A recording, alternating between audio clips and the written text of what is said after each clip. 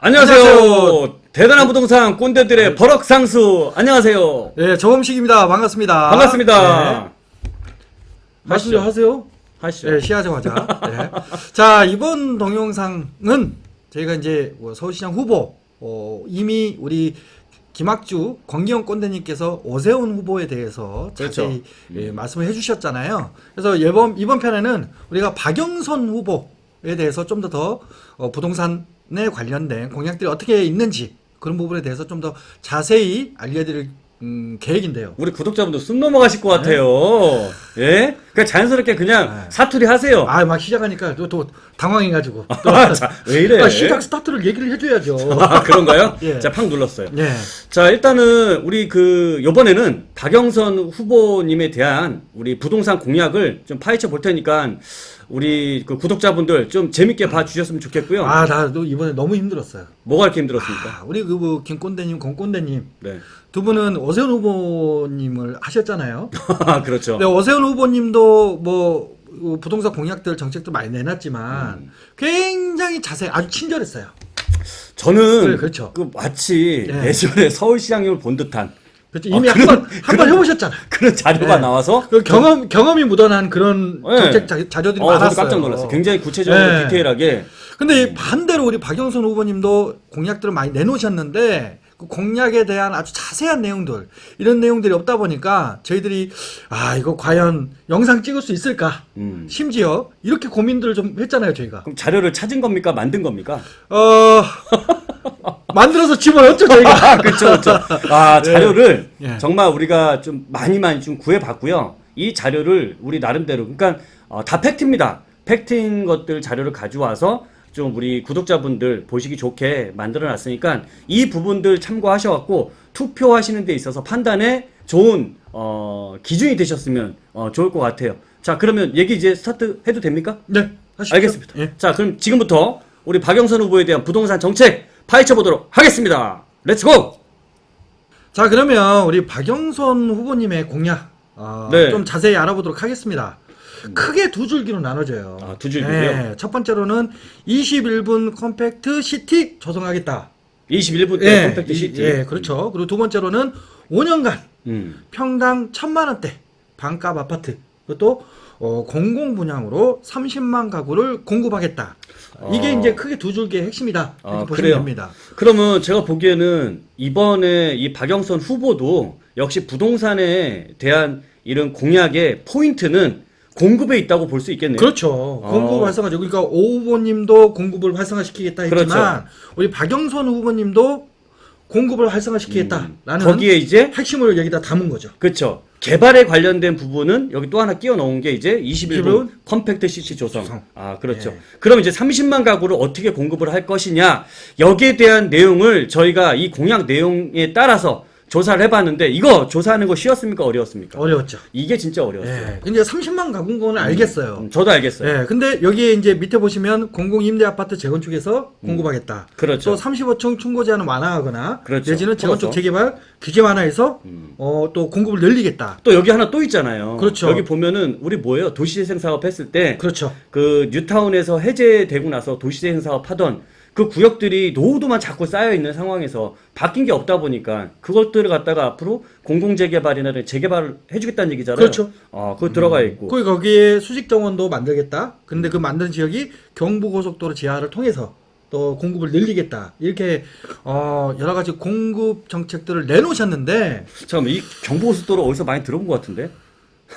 경부고속도로 지하는 이미 좀 얘기가 예전부터 있었던 계획이죠. 많이 나왔던 거 아닙니까? 네. 한 10년이 더 된 것 같아요. 제가 봤을 때는. 그럼 이제 그게 물이 익어서 우리 뭐가 익으면 그 다음에 발표 나오고 이제 개발이 좀 본격화 되잖아요. 네. 그럼 거의 이제 다 됐다라고 보십니까? 뒷부분에서 좀 더 자세히 나누겠지만 그래요. 저는 제 어떻게 개인적으로는 약간 좀 시간이 좀 걸릴 거다. 이렇게 좀 보고 있어요. 고속도로 지하하는데 예. 저는 최근에 이 경부고속도로 지하한다고 뭐 여러 가지 포럼이나 심포지엄 굉장히 많이 하고 있는 상황이거든요. 근데 거기 안에 참여된 사람들을 봤더니 다들 박사들하고 도시계획 관련된 분들 굉장히 이런 분들이 많이 나와서 심포지움은 원래 그런 분들이 나오시는 거예요. 알고 있어요. 그 전에 잘 안 했단 말이죠. 최근 들어서 많이 하게 됐어. 그건 막 전에도 많이 했어요. 근데 공청회도 하고 많이 우리 했습니다. 박영선 후보님하고 좀 관련이 있으신 분들인가요? 아, 그건 아니고요. 아 그래요? 네, 오히려 구청장님하고 더 아니 그러면 관계가 많으신 분들이 우리 박 많더라고요. 후보님이 이거 네. 어떻게 살짝 이렇게 싹 뭐 이런 느낌인가? 다 그러잖아요, 선거. 아, 다 그런가? 그렇죠. 아, 또 이런 시기도 예, 시기만. 예. 자, 좋습니다. 자, 저는 근데 이 내용들을 보면서 참 많이 쥐어 짜냈다. 참 많이 쥐어 짜냈다. 뭘 짭니까? 빨래입니까? 쥐어 짜게? 이 30만 가구를 만들기 위해서 굉장히 많은 부분들에 대해서 이제 쥐어 짜냈는데 그 디테일함이 좀 부족해요. 세상은 다 노력 뒤에 그래서 결과가 나오는 예, 거예요. 그래서 저희가 이걸 이제 채워놓겠다 이런 거잖아요. 우리가 그러니까 이거를 지금 찾은 겁니다. 어떻게 이 공약에 30만 가구를 공급을 할지 진짜 이 부분들을 어떤 뭐 예를 들어서 임대아파트면 임대아파트 재건축에서 몇만 세대가 나올지 그다음에 층고 제한을 했을 때 또 몇만 세대가 나올지 뭐 또 공유지나 시유지를 이용해서 국공유지나 시유지를 이용해서 얼마만큼의 또 공급이 될지 우리가 이 부분을 찾는데 시간이 좀 많이 걸렸는데 자 걱정하지 마십시오. 다 모아놨습니다. 모아놨으니까 끝까지 보시면 아 이래서 이게 30만 정확하게 딱 떨어지진 않습니다. 분명히 말씀드리는데 딱 떨어지진 않습니다만 얼추 우리 구독자분들이 판단하실 때는 도움이 되실 것 같아요. 저는 이거 30만 가구 얘기하니까 아 이거 반값 아파트 이거 30만 가구를 서울에 이렇게 땅이 부족한 동네에서 거의 개발이 다 되어 있는 동네잖아요. 이 안에서 얼마나 만들어낼 수 있을까 이런 고민을 좀 했거든요. 그러니까 찾아보니까 아 이 개발이 조금 더 활성화될 수 있겠구나. 이런 생각도 좀 많이 했는데 뒤에서 좀 더 자세히 얘기 나누도록 그러시죠. 하겠습니다. 자 넘어가서 그럼 다음 페이지에서 본격적인 내용 한번 볼게요. 금융 허브 역할을 하고 그렇죠. 있는 지역이고 여기는 보면은 저는 미국의 맨하탄이 생각이 나요. 그렇죠. 근데 미국 맨하탄 모습처럼 굉장히 고층 빌딩들이 앞으로 많이 들어서는 게 오히려 이 지역은 더 좋을 네, 것 같아요. 네. 그렇죠? 이거 경부고속도로 이 구간 중에서 양재 IC부터요. 양재 IC 아시죠? 양재 IC에서 한남 IC까지 이어지는 요 구간을 지금 지하를 내리고 자 21분 컴팩트 시티부터 이 내용부터 이 공약부터 시작을 하도록 하겠습니다. 이 내용이 뭐냐면요. 자 이 개념이 출퇴근 21분 컴팩트 도시의 개념이란 출퇴근, 통학, 여가, 병원, 쇼핑, 공공 서비스 등을 21분 권역으로 통합을 하겠다. 그래서 21분 컴팩트 시티란 말이 나온 거고요. 자, 이게 어떤 거를 좀 얘기를 하는 거냐면 현재는 이 서울시의 이 중심지 체계라는 게 있어요. 이거는 뭐냐면 서울 안에 업무타운이 많이 밀집되어 있고 서울 안에서 이제 가장 중심지 기능을 하고 있는 지역들 이 중심지 체계로 해서 더 넓게 광역중심지라든지 이런 내용들이 있습니다. 이게 서울 플랜, 서울시 도시기본계획이라는 내용인데 현재의 중심지 체계를 이 박영선식 21분 다핵도시 체제로 바꾸다라는 거예요. 이거는 뭐냐면 현재는 서울에 이렇게 3핵이라고 있어요. 3핵. 세 군데 핵심 지역이 있는데 이 세 군데의 핵심 지역을 21개의 다핵도시로 나눠버리겠다라는 얘기죠. 맞나요? 제 표현이? 네, 맞습니다. 아, 그래요? 네. 근데 이게 가능할까요, 이거? 저는 불가능하다고 봐요. 일단은 왜요? 이 서울 플랜 중심 체계 자체가 네. 2030 도시기본계획이라고 우리가 표현을 하잖아요. 이 도시기본계획이 기본적으로 법정 최상위 계획입니다. 그렇죠. 그리고 우리 도시계획법의 그렇죠. 가장 최상위 법이죠. 최상위 법이고 또 굉장히 장기 플랜이에요. 2030이잖아요. 네. 몇 년도까지 2030년까지. 그렇죠. 그래서 이런 계획들이 중간에 수정이 되거나 변화가 되면 안 되잖아요. 그러면 이거는 사실 네. 오랜 시간 동안 만들어야 되는 거고. 그렇죠. 제가 알기로도 이거 이미 10년 전부터 만들어서 쓰고 있는 네. 이 법 체계인데. 그렇죠. 이게 또 5년마다 또 우리 검토하게 돼 있잖아요. 검토하게 돼 있죠. 5년마다 맞습니까? 5년마다 맞습니다. 아, 그래요. 근데 작년에 이미 한 번 했어요. 아, 그래요? 네. 그러면 이제 그러면 앞으로 언제 하나요? 이거 당선되셔가지고 당장에 이거 수정은 되게 어려울 것 같다. 네. 그 수정 자체도 불가능한 거고요. 그럼 작년에 했으면은 5년 뒤면 대략 2024년? 뭐 이때 2025년에 그렇죠. 검토하나요? 그렇죠. 그럼 그때 이제 검토를 한다라고 했을 때 이게 문제가 없어요. 계속 가는 거잖아요. 그렇죠. 근데 우리 박 후보님 지금 무슨 소리 하시는 거죠? 이거를 없애고 네. 21분 다익 도시 체계로 바꾸겠다. 저는 이거 지금 끝나지도 않았는데? 네, 2030 자체도 다익화를 하는 개발 계획이에요. 네. 지금까지는 강남, 네. 여의도, 그리고 도심 이 3도심만 이게 핵심이었잖아요. 그렇죠. 근데 여기에 이제 광역 중심지를 집어넣어서 네. 실제로 서울의 여러 지역들 두루두루. 두루두루. 두루두루.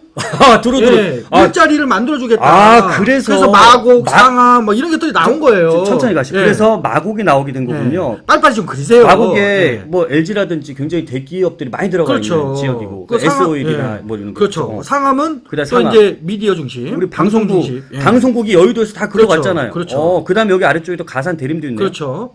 가산 대림 같은 경우에는 여기 제조업 중심이고요. 제조업 중심에 여기에 이제 최근에 이제 IT하고 이런 요소들이 좀 붙었죠. 그래요. 그 다음에 여기 와 용산 있네. 국제업무지구, 용산 국제업무지구 예. 기가 막힌 거죠. 그 다음에 여기 위에 청량리. 청량리하고 왕십리죠. 청량리하고 왕십리. 청량리하고 왕십리. 예. 그다음에 그 위쪽으로는 창동 상계. 그렇죠. 요즘 또 핫한 지역 창동 상계. 그리고 또 잠실. 잠실. 자, 이렇게 다이화하는 구조를 가지고 있어요, 이미 2030 계획에서는 다 큰 계획이 있었군요. 그렇죠. 근데 이거를 걸어서 21분 생활권으로 서울을 21개로 쪼개가지고 아하. 이걸 만들겠다. 그러면 실제로 뭐 여가라든지 병원, 쇼핑 이런 거는 얼마든지 만들 수 있다라고 생각해요. 맞아요.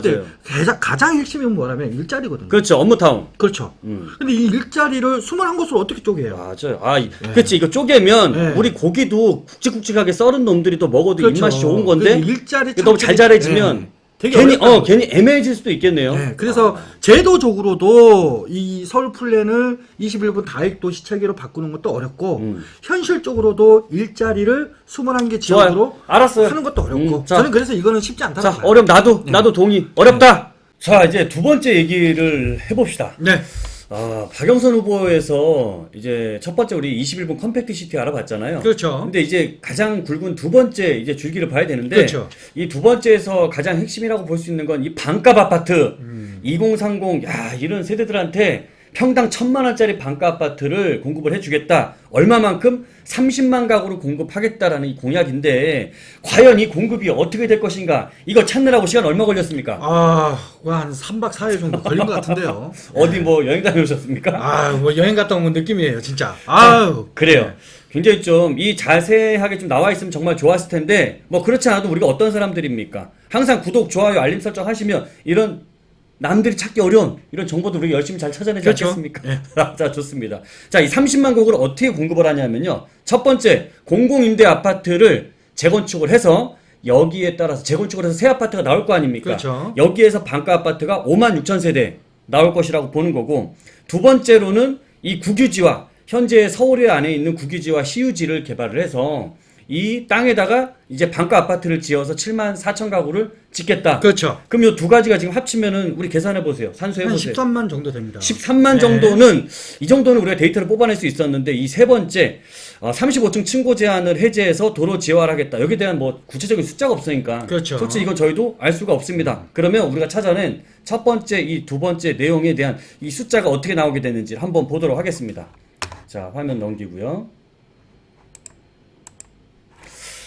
자, 요번에 이제 이 30년이 노후된 공공 임대 아파트를 재건축을 하겠다라는 얘기 아닙니까? 그렇죠. 현재 그러면 서울에 이런 노후된 공공 임대 아파트가 얼마나 있는 거죠? 일단은 서울에 공급된 임대 아파트는 네. 기본적으로 이제 한 18만 가구 정도 됩니다. 18만 가구 그렇죠. 이렇게 표시해놨죠. 그렇죠. 그래서 이 중에 네. 이제 30년이 가까워지거나 네. 30년이 다 채워져서 네. 앞으로 재건축이 가능한 네. 이 노후된 이 공공 임대 아파트는 한 3만 4천 가구 정도 돼요. 네, 그러니까 노후된 게 3만 4천인 건데 그렇죠. 이것을 재건축을 해서 여기 이제 신규 아파트로 만들어내겠다는 그렇죠. 거니까. 지금 이제 기존 임대 아파트들이 다 용적률이 평균 한 180% 정도 되거든요. 네. 요거를 한 500% 정도까지 올려서 그럼 안 되겠다. 여기에서 30년 차 된 공공임대 아파트의 용적률을 2배로 늘려서 그렇죠? 그렇죠. 2배로 늘려서 결국 9만 가구의 아파트를 만들어내겠다라는 거죠. 그렇죠.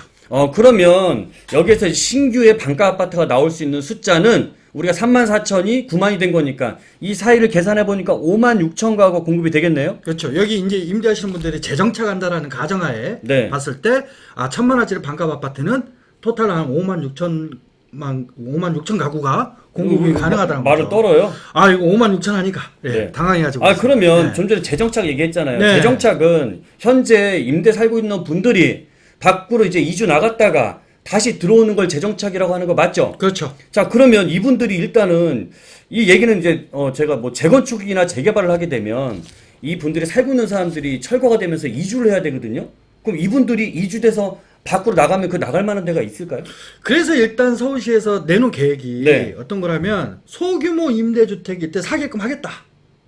소규모 임대요? 예, 여기 보시면은 다가구 임대 있죠, 다가구 임대. 네, 아래쪽에. 거기 예, 그래서 이제 공가율이 나오는 건데 이 공가율은 네. 빈집이라는 거죠, 빈집. 네네. 빈집인데 여기에 집어넣겠다. 이렇게 얘기를 지금 하고 이거 뭐 있어요. 3,600가구밖에 안 되는데. 아 근데 이거 현실적으로 아니 어찌됐든 임대 아파트에다 아파트 40. 너 가만히 봐도 노후된 게 34,000인데 다 못 여기서 채워요. 이분들이 3,600이면은 10분의 1밖에 안 되는 거 아닙니까? 그렇죠. 그러니까 이 이주 문제가 해결되지 않으면 네. 실은 56,000 가구 좋거든요. 네. 근데 실질적으로 이 이주 대책이 현실화될 수 있는 상황들이 아직 없어요. 그럼 한번 계산을 네. 해봅시다. 이분들이 이주되고 이제 아파트 짓는데 시간 걸릴 거고 그다음에 다시 돌아오는 데까지는 대략 제가 봐도 그냥 통박으로 계산해봐도 10년 나올 것 같은데요? 그렇죠. 이주하는 데만 10년이에요. 야, 그 사이에 그러면 이 사람들 주변에 나가 있을 텐데 주변 지역의 집값들 어떻게 되는 겁니까? 오를 수밖에 없겠죠. 그래요? 왜 이렇게 더듬어요, 근데? 갑자기 물어보셔가지고. 자, 알았어요. 예. 자, 그러면 어찌됐든 이렇게 공급을 해서 반값이 나올 수 있겠다. 우리가 보면 되겠죠? 예, 근데 네. 저는 이제 현실성은 좀 떨어진다. 네. 이렇게 보여집니다. 그래서 빨리 공급되기 좀 어렵다. 이렇게 아무래도 뭐 보여져요. 시간도 많이 예. 필요할 테니까. 자, 그럼 이제 요 반가 아파트 30만 가구 또 어떻게 공급하는지 이게 보니까 국유지, 나라가 갖고 있는 땅, 그렇죠. 그다음에 시유지, 서울시 갖고 있는 땅을 활용을 해서 반값 아파트를 7만 4천 가구를 공급을 하겠다. 아무래도 뭐 빈 땅들이 있으면 개발해갖고 새 아파트 지으면 되지 않겠습니까? 그렇죠. 이건 어때요? 저는 이거는 조금 현실성이 있어요. 네. 예, 일단은 빈 땅이잖아요. 그렇죠, 빈 이주할 땅이죠. 이유도 없고, 네. 뭐 특별히 뭐 그렇죠. 여기 사람이 건축비가 지금 많이 들어간 것도 살고 아니고 있는 게 그렇기 아니니까. 때문에. 예. 근데 예. 보세요. 아니 우리 조 대표님 조건대 같은 경우에는 여기 봐요. 중랑 물 재생센터, 서남 물 재생센터. 네. 이거 뭔지 알아요? 알고 있어요? 뭐예요? 물 깨끗하게 만드는 거예요. 아니에요. 이거 하수 종말 처리장 아닙니까? 그게 뭐 깨끗하게 만드는 거죠. 그게. 더러운 물을 깨끗하게 만드는. 그렇죠. 아 그런데 예. 여기 주변에 가면 제가 성남이나 이런 수서나 이런 데 가잖아요. 지나가면 내가 사람들을 차에 태우고 가요. 그러면 차에 태우고 가다가 사람들이 갑자기 절 보면서 방귀 꼈냐 그래요. 왜요? 여기 지나가면 그 냄새가 차 안으로 스며들어와요. 그 여름에는 한 차례나 그 나는 거지 겨울에는 안 납니다. 아 근데 이런 데에서 사람이 좀 살기에는 아무래도 좀 약간 부적절하지 않을까. 아니 이게 행복주택 지어준 것도 아주 잘 살아요. 아, 그래요? 예, 저는 그래서 이거는 매우 긍정적이다. 뭐 지금처럼 남은 집이 땅들- 그렇죠. 예. 서울에 집이 부족할 때는 예. 사실 이렇게 약간 좀 떨어진다 하더라도 그렇죠. 뭐 내 집 마련이 될 수 예. 있다라고 한다면 그래요. 어쨌든 반가 아파트 알아봤는데 지금 총 우리가 계산을 해보니까 그러면 30만 가구 중에 현재까지 지금 국유지, 시유지 했고 그다음에 임대 아파트 재건축을 했을 때 계산하면 대략 한 13만 나오잖아요. 그렇죠. 그러면 13만인데 앞으로 그러면 이제 우리 30만 중에 남은 17만 원. 17만은 어디서 공급해야 돼요? 그래요. 그럼 이거는 다음 페이지에서 보면 찾아낼 수가 있겠네요. 그래요? 네. 보시자고요. 네, 그럼 다음 페이지 넘어가서 알려드리도록 하겠습니다.